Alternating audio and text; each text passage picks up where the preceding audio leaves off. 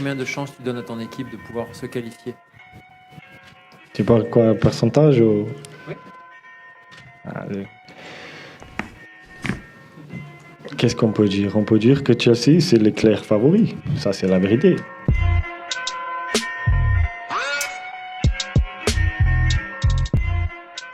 Bienvenue dans la quotidienne, le plus gros match de la saison pour le LOSC. Eh ben il est ce soir et il est à Stamford Bridge où les Dogs affrontent Chelsea en 8e de finale allée de la Ligue des Champions. Le champion de France sur la pelouse du champion d'Europe. Lourd sur le papier évidemment, avantage à Chelsea, surtout à la maison. Mais pour Edouard Mendy, le gardien star des Blues, eh ben il n'y a plus de tirage facile. En français, s'il vous plaît. Quand on est à ce stade de la compétition, il n'y a pas de tirage facile. Lille a fini premier. C'est pas un tirage du tout facile. Lille, c'est une très belle équipe. Et ils vont tout faire pour venir s'imposer ou faire un résultat ici. Et en parlant de Mendy, interview en long format à retrouver dès maintenant sur notre chaîne YouTube. Le vainqueur de la CAN s'est confié à Julien Ménard. C'est passionnant. Je vous conseille vraiment d'aller y jeter un œil. On apprend notamment lors de cette interview qu'il n'y a pas que Gabaski, le gardien de l'Égypte, qui notait le nom et la préférence des tireurs sur sa petite bouteille d'eau. Écoutez, c'est ouf. Et moi, j'avais comme le gardien de l'Égypte, j'avais ma petite bouteille, mais moi, je l'ai mieux cachée. Pareil, vous aviez les petites indications. Ouais, j'avais mon indication, elle était sous ma serviette et elle était mieux cachée. Mais c'est vraiment utile ou c'est un peu la superstition, ça? Non, c'est vraiment, ça aide? Non, c'est vraiment utile et d'ailleurs, l'Égypte, je ne sais pas comment ils ont fait parce qu'il y a certains tireurs qui ne tirent jamais en club, qui ont tiré en séance d'entraînement à huis clos. Et le gardien avait sur sa feuille, parce qu'on l'a récupéré après le match, il avait tous les pénaltys de tous les joueurs qui avaient tiré à l'entraînement. Donc,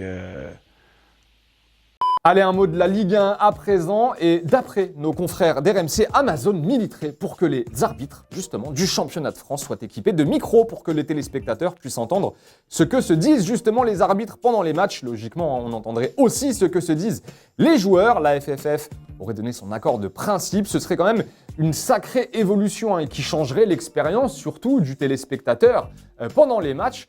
Petite question du jour, est-ce que vous êtes favorable, vous, au port du micro par les arbitres? Voilà, dites-nous ce que vous en pensez, on sélectionnera 2 commentaires demain. Moi j'aime bien, la preuve, j'en ai un sur moi. Voilà. Et en parlant d'arbitre, tenez, Marco Verratti va passer devant la commission de discipline cette semaine après ses propos concernant l'arbitrage suite à Nantes-PSG. On en parlait hier, Leonardo s'était plaint, lui aussi après la rencontre, tout comme l'Italien qui avait eu des mots un peu plus crus. Voilà, il avait entre autres déclaré « On se fait chier dessus par les arbitres ». Voilà, bon, faut savoir que le barème pour propos grossiers à la commission de discipline, c'est 5 matchs de suspension normalement. Après, la commission, elle peut choisir d'en mettre plus ou moins. Il y a aussi du sursis potentiel. Bref, on va tout savoir cette semaine. Mais il est en danger, Marco Verratti, après ses propos. Et on vous demandait aussi d'ailleurs dans la question du jour hier si Leonardo avait eu raison de s'exprimer après la rencontre sur l'arbitrage. Julien nous dit pas classe de se plaindre après une défaite, mais ce soir-là, il était particulièrement mauvais. L'arbitrage, si Apia ou Palois prennent un rouge, c'est plus le même match. Tu nous dis, Julien. À l'inverse, on a vu des cartons injustifiés selon toi. Kindy nous dit bien sûr qu'il faut critiquer l'arbitrage, c'était une honte. Tu nous dis ce match c'était n'importe quoi, mais tu félicites aussi les Nantais pour leur victoire. Allez, le football vrai les potos, c'est parti comme tous les jours, le ballon et on démarre avec du très lourd aujourd'hui, oui, en D1 péruvienne, un championnat dans lequel un certain Marcio Valverde a perdu son chien. Voilà, bon, c'est triste, mais ça arrive à tout le monde, mais figurez-vous qu'après avoir perdu son chien, Marcio Valverde a marqué un but avec son équipe de l'Alianza Atlético et il a décidé de rendre hommage à son chien disparu. Comment dire, le plus beau des hommages.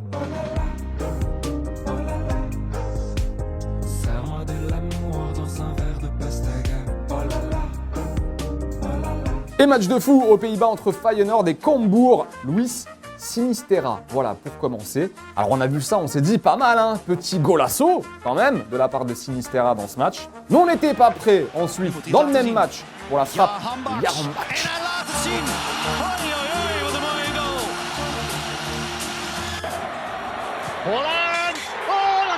Et au rayon foot étranger, tenez, on parle un petit peu moins en ce moment d'un certain Erling Haaland qui, on le rappelle, était blessé ces dernières semaines, mais il devrait quand même animer le mercato d'été. Évidemment, le Norvégien, on parle beaucoup du Barça, du Real, mais selon nos potos du Chiringuito, on commencerait à se poser des questions en Espagne.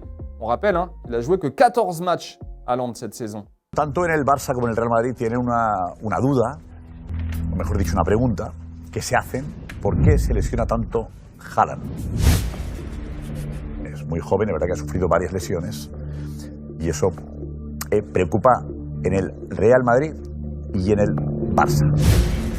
Voilà, bon, en espérant qu'il ne soit pas blessé toute sa carrière, qu'il ne soit pas gêné de manière récurrente à Londres, parce qu'on a juste envie de le voir sur un terrain, cette machine. Bon, en attendant, c'est la fin de la quotidienne, les potos, on se quitte en images et en musique. Bon match ce soir, on débriefe tout ça demain avec le poteau Julien Choqué. Allez, ciao.